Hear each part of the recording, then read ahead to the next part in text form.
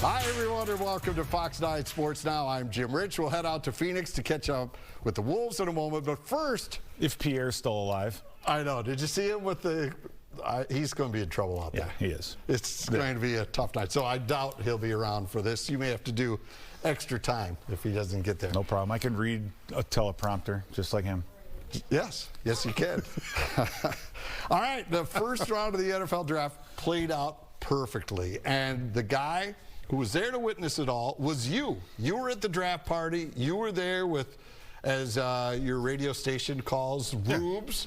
Yeah. And they were rubing it up. And I want to address how well Kwesi Adofo-Mensah played this. A lot of people before the draft were saying, oh, I got to throw both picks this year and next year's first to move up in the draft to get a quarterback. Yeah. And he gave up basically nothing to get McCarthy. Well, yeah, he gave up very little, considering people were assuming it may take 2 first-rounders this year and then the first rounder next year. Now, would that get us up to 3-ish to get Drake May? Because if that's the guy they wanted, but the ability to walk. If you would have asked me or told me before that draft started and said we're going to walk away with Dallas Turner and J.J. McCarthy, I would have thought that it was McCarthy that fell, right? The surprise to me was Dallas Turner being around when the Vikings were able to get him, and I mean when 6 of the first 12 picks are quarterbacks.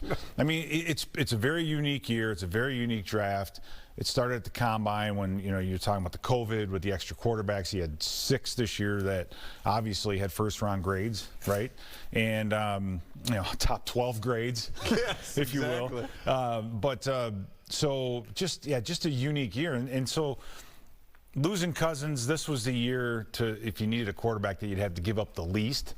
The Vikings got through it without giving up the 2 first-rounders or 3 first-rounders, and you still got one of the better quarterbacks coming out, arguably one of the, depends on who's, some people like chocolate, some people like vanilla. I mean, but I'll say this, sitting there, and I've heard a lot of press conferences, I've interviewed a lot of kids or college kids coming out into the draft, and very impressive young man as far as how he speaks and everything and what kind of character he has. So we'll see. All right, well, let's get into this more. They did the trade with the Jets, selecting their first ever quarterback with the top 10 pick, J.J. McCarthy from Michigan.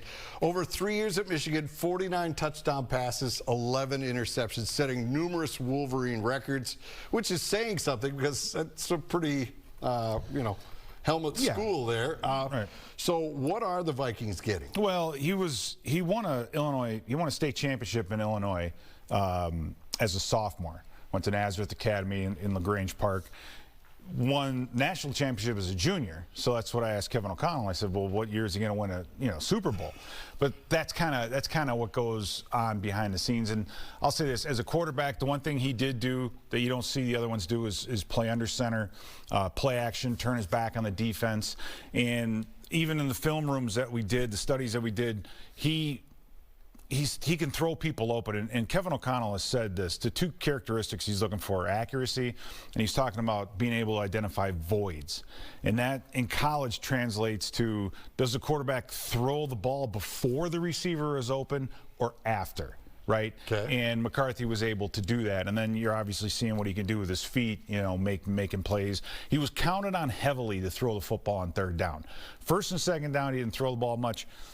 From watching the film that I saw, it wasn't because of McCarthy's inability. It was the offensive line. I mean, as good as they were run blockers, the Michigan offensive line, they struggled in pass protection. Just watch the Penn State game. I mean, they really struggled, and I think that's why Michigan ran the ball so much, because that was what they did well. All right, now McCarthy will eventually, of course, take over for Kirk Cousins. We'll see with the Darnold, and the ratio is there. But Kirk left here for what he thought was a secure situation. Signs a 4-year guaranteed deal with the Falcons, where he probably figured he could finish out his career, watch a few rounds at Augusta, and enjoy life. Then Atlanta pulls the stunner of the first round using their 8th overall pick for Michael Penix Jr. Can you give us some insight as to what was going on here? Well, I know Atlanta said that they had him number 2 on their board.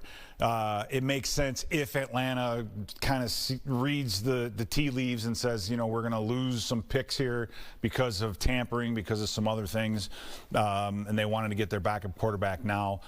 I think that's about as deep as you could, look into it. I mean, with the Cousins and with, not calling them, and I'm like, I don't know if Cousins, it was owed an explanation. They owe him, $100 million? Yeah.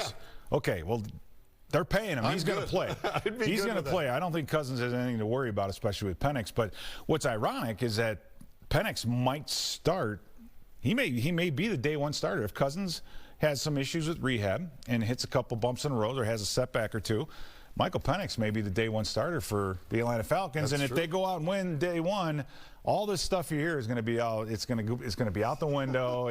So that's how the NFL is. And I don't know. We'll see. All right, there were a lot of things that went the Vikings' way.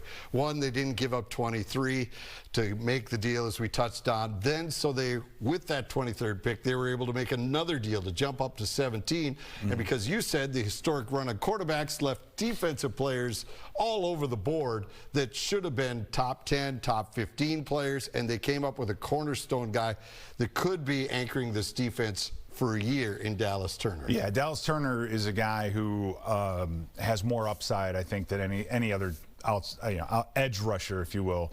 As much upside, I think, as anybody in the draft. And I think what we're seeing here is that, you look at a 4.4 speed. He's 250-some pounds. He's 6'2.5".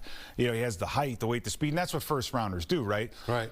But he's not a Kayvon Thibodeau of a few years back where his plays were all made with speed. Turner has power too, and I think if you have speed, you could teach technique. But if you have power, it's harder to teach power than it is the technique side of things, right? So a lot of guys will have the speed and some of the technique, but not the power. But I think Turner, he has that, and he kind of has everything, all the tools. And when I say he's got all the tools, he has them, and I think he's going to. Yeah, I mean, I'd have to put the over/under on sacks for the young man for this year at least 8.5, right? As a rookie, I think he'll take that. That's for sure. All right. Between him and Grenard and Van Ginkel, I mean, we should. There's your 3 or 4 guys out there in front. All right. Down. Now there are 2 JJs on the Vikings roster right now.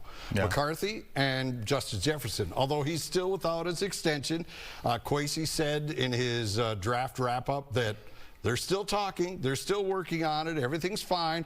Jefferson hasn't shown up for the offseason volunteer workouts, but I don't think he was there a year ago either, right. So I don't think you can read into that. But he didn't tweet anything about McCarthy or saying, hey, glad you're on board, and they have the same agents. Well, I mean, listen, guys who came around, like, in my time, I don't think a veteran talked to me until my second year, right? My whole rookie year. And that's what I laugh at that because they're like, oh, people are tweeting me and all this stuff. And it's just like, my God, how things have changed.